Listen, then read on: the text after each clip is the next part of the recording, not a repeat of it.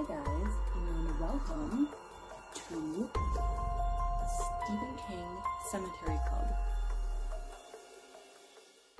Hi guys, we are on the second story in Night Shift, which is called Graveyard Shift. This story also takes place in Maine, as most things do in the Stephen King universe. This is Gates Falls, Maine, and our protagonist is named Hall. That is his name. He is a mill worker and he is a drifter. He is from various places and he just bums around, gets work, and then leaves. He kind of reminds me of Dr. David Banner from the Incredible Hulk TV show. And he is working at a mill for $1.78 an hour, which he said was good money. The only other characters in this story are other mill workers and a foreman. Now the foreman is kind of a jerk, and he mockingly refers to Hall as college boy. Like, he says something and then punctuates it with college boy as an insult. And Hall decides he doesn't like Warwick, which is the foreman's name. So Hall and Warwick have this tension, with Warwick mocking Hall at, seems like, every turn. So the foreman comes up and asks Hall if he would like to work over the 4th of July weekend and clean out the basement. They are going to assemble a team. The basement hasn't been cleaned in like 12 years or something like that, and there's a whole bunch of like rotting furniture and junk, rat nests, fabric, just all the stuff that needs to be gotten rid of. And they're going to pay the man extra, and you know, if he wants to do it, he's more than welcome to do it. So rats are quite prevalent in this story, and Hall is working on the 3rd floor, and even up there he's got rats that are just like watching him work and like, kind of studying him and staring at him at all times. And he will often throw things at them to get them to disperse because he doesn't like them. He does not like the rats. This super cleaning crew is assembled and they meet, and it's going to take several nights. They're doing the graveyard shift because it's so hot up in the mill that they want to do it when it's nighttime and it's cooler. And as they progress, the rats are they're very brave. They are constantly biting men, and men keep dropping out and going home because they've been bitten by a rat, and that's not a good thing. So, you know, they have fire hoses to like clear the rats out, and they've got like things that they could hit the rats with, like tools.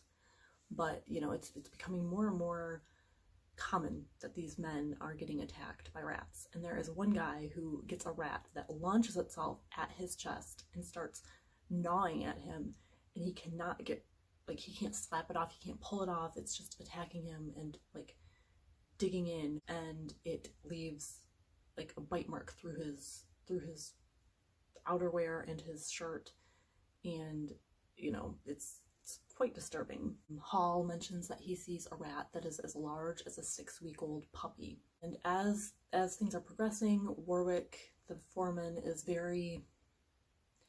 he's there with the men, but he is still treating them as though, you know, he is their superior, which he is. But he's being a jerk about it, and he is, you know, kind of mocking them when they get bitten by rats. And you know, one of the guys leaves. He says he didn't sign up for this, and the guy's like, well, fine, leave, but you know, I'm not gonna let you get a job anywhere else. I have some pull, you know, that kind of thing. Like, you're not gonna get paid and stuff like that. And so he is a real asshole. And Hall he has like this personal grudge against Warwick, and at one point Hall notices that there is a subcellar. So there is a cellar underneath the creepy cellar that they're already in. Hall and Warwick and Wisconsin go down, these 3 men, because Hall has kind of tricked Warwick into going. He kind of makes him need to save face in front of the men, and that's why Warwick goes down with him. They crawl down there. There's tons of rats, just a huge amount of rats. It says, quote, "The rats had closed in around them, silent as death. Thousands of eyes looked greedily back at him. In ranks to the wall, some fully as high as a man's shin." That's on page 48. So the rats are kind of like pressing them forward. The other guy, Wisconsin, he panics and leaves. So now it's just Hall and Warwick.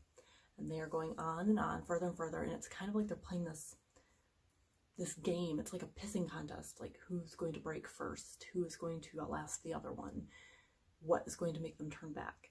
So they keep going. The rats are closing in behind them, like they're closing in and chewing on the hose that they have, the high-powered hose. So as soon as the rats chew through this hose, they're not going to be able to use the hose anymore, and they will be trapped in there.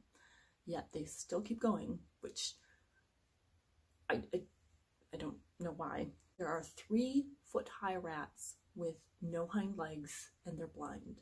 So they've reached this like mutated form down here, and there's a creepy bat that still has a rat tail. It's like a rat that has evolved into a bat. At one point, Warwick is in the lead, and he stops. He's freaked out by something that he sees, and Hall uses the water hose and sprays him and knocks him into this like sea of rats, and he's lost. He is eaten. Like you can hear the noises. And Hall takes a look at what, you know, kind of freaked Warwick out, and it is a rat that is the size of a calf, like a baby cow. This rat is that large. So that is where Warwick meets his end, and Hall decides to get out of there.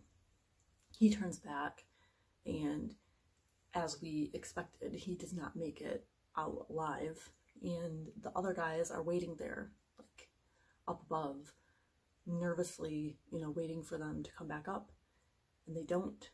So then the short story closes with the men deciding that they have to go after these other guys, and they are not aware of the awfulness that awaits them down there. They're thinking a couple rats, you know, whatever, we'll go check it out.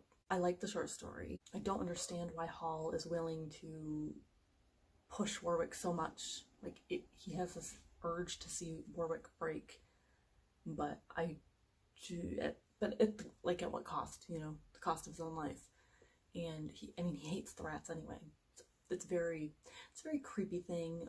It makes very good use of both massification and magnification, because we have massification, which would be the huge number of rats.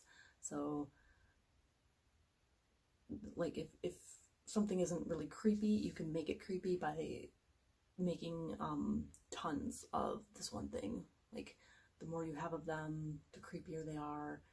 Or magnification, if you have something innocuous and you make it gigantic, it lends creepiness to the story. It's a good little read, not very many characters, and you know, obviously Warwick is pretty one-dimensional, but there's no like time to flesh him out anyway. So yeah, that is Graveyard Shift.